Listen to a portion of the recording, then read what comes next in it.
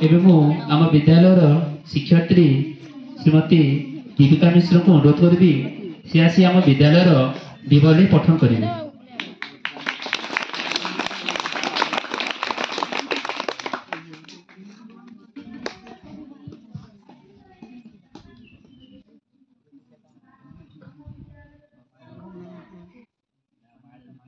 ओम नीलाचल निवासाय नित्याय परमात्मने बलभद्र सुभद्राभ्यां जगन्नाथ ते नमः। ओम वक्रतुंड महाकाय सूर्यकोटि समप्रभ निर्विघ्नं कुरु मे देव सर्वकार्येषु सर्वदा। आजिर एई भव्य शांत कोमल प्रकृतिर माधुर्यमय रूपरे रंजित नील आकाश तले उपवेशन करिथिबा मंचासीन अतिथि महोदय महोदया, विद्यालयर समस्त शिक्षक शिक्षयित्री, अभिभावक अभिभाविका एवं विद्यालय परिचालना कमिटीर सदस्य सदस्य एवं स्नेहर छात्र छात्री मानकु सरकारी उच्च प्राथमिक विद्यालयर वार्षिक उत्सव कार्यक्रम को अनेक अनेक शुभेच्छा और शुभकामना। एही अंचलर अधिष्ठात्री देवी माँ समलेश्वरी एवं जगतर ठाकुर श्री जगन्नाथंकर पदारविंदरे अजस्र भक्तिपूत प्रणाम जनाई आजिर वार्षिक उत्सव विद्यालयर वार्षिक विवरणी पठन करने को जाऊँगी। मु उक्त विद्यालयर सहशिक्षयित्री दीपिका मिश्र। अद्य चैत्र मास शुक्ल पक्ष चतुर्दशी तिथि इंग्राजी मास मार्च मास 28 तारीख शुक्रवार 2025 मसीहार पूर्ण दिवस रे आम सरकारी उच्च प्राथमिक विद्यालय पालन करुछि वार्षिक उत्सव। धरा पृष्ठरे शीतर प्रकोप प्राय कमी आसिलाणी। सकाळर शीतल पवन और सूर्यंकर झाप्सा किरण रे उल्लसित हेउछि एही खुंडसमलाई ग्राम।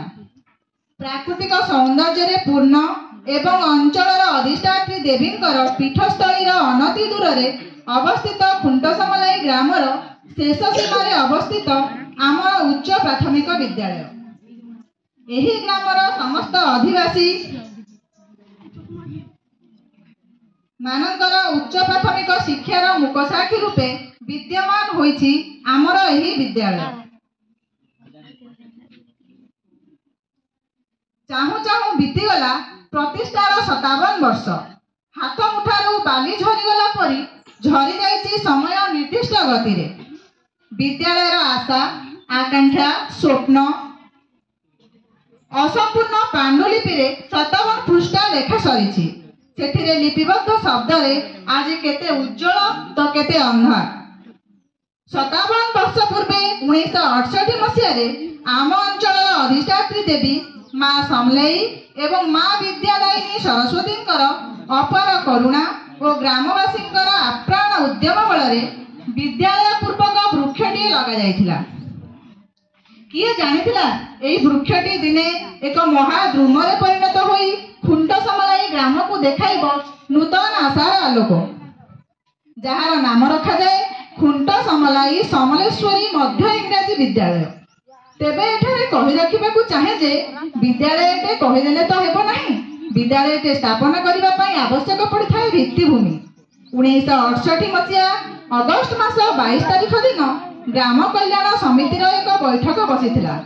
उक्त बैठक रे 42 जन सदस्य थिले एवं ई बैठकर आवाहक थिले स्वर्गत श्री कृष्णचंद्र भोई महोदय।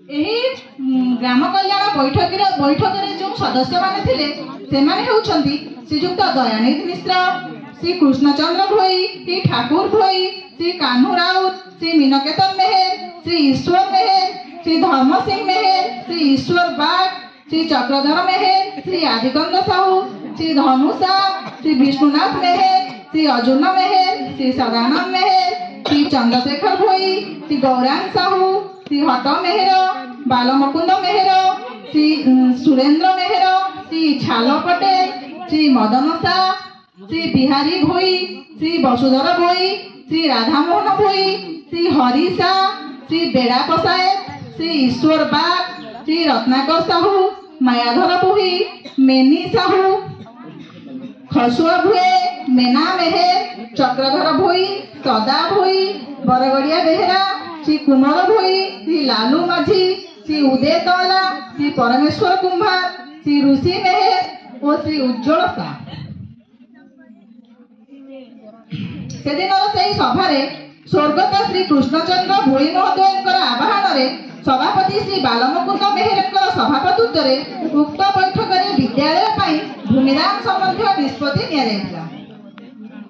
ବିଦ୍ୟାଳୟ ପାଇଁ ପ୍ରାଣ ପ୍ରତିଷ୍ଠା କରିଥିବା ମହାନ ବ୍ୟକ୍ତି ସ୍ୱର୍ଗତ ଉଜ୍ଜ୍ୱଳ ସିହ୍ନା ଏବଂ ସ୍ୱର୍ଗତ ଆଶାରାମ ଭୁଏଙ୍କୁ ଆମ ବିଦ୍ୟାଳୟ ତରଫରୁ ଅନେକ ଅନେକ ଧନ୍ୟବାଦ। ସ୍ୱର୍ଗତ ଉଜ୍ଜ୍ୱଳ ସିହ୍ନା ଆମ ବିଦ୍ୟାଳୟ ପାଇଁ 2 ଏକର 40 ଡିସିମିଲ୍ ଏବଂ ଶ୍ରୀ ଆଶାରାମ ଭୁଏ 97 ଡିସିମିଲ୍ ଭୂମି ପ୍ରଦାନ କରିଛନ୍ତି। ସେହିଦିନ ଠାରୁ ଗ୍ରାମ କଲ୍ୟାଣ ସମିତି ଏବଂ ଗ୍ରାମବାସୀଙ୍କର ସହଯୋଗରେ ବିଦ୍ୟାଳୟ ପରିଚାଳନା କାର୍ଯ୍ୟ ଚାଲିଥାଏ। ଏହାପରେ କାଳକ୍ରମେ ସରକାରଙ୍କର ଶୁଭଦୃଷ୍ଟି ଓ ଗ୍ରାମବାସୀଙ୍କର ଅକ୍ଳାନ୍ତ ପରିଶ୍ରମ ବଳରେ ବିଦ୍ୟାଳୟଟି ସରକାରୀ ହୋଇ ନାମିତ ହେଲା ସରକାରୀ ଉଚ୍ଚ ପ୍ରାଥମିକ ବିଦ୍ୟାଳୟ ଖୁଣ୍ଟସମଲାଇ ନାମରେ। ବିଦ୍ୟାଳୟ ପ୍ରତିଷ୍ଠା ଦିନରୁ ଗ୍ରାମବାସୀ ମାନଙ୍କର ସହଯୋଗ, ଏସ୍ଏମ୍ସି କମିଟି ସଦସ୍ୟ ମାନଙ୍କର ସହଯୋଗ, ଦାୟିତ୍ୱପୂର୍ଣ୍ଣ ପରିଚାଳନା ଯୋଗୁଁ ବିଦ୍ୟାଳୟଟି ବହୁତ ଆଗକୁ ବଢି ପାରିଛି। ଦୀର୍ଘମିଆଦୀ ସମୟସୀମା ମଧ୍ୟରେ ଯେଉଁ ଦକ୍ଷ ପ୍ରଧାନ ଶିକ୍ଷକ ମାନେ ଉକ୍ତ ବିଦ୍ୟାଳୟରୁ କାର୍ଯ୍ୟଭାର ଗ୍ରହଣ କରି ନିଜର ଦକ୍ଷତା ଓ ପାରଦର୍ଶିତାକୁ ସର୍ବଜନପ୍ରିୟ କରିପାରିଥିଲେ ସେମାନଙ୍କ ନିକଟରେ ଆମେ ଚିର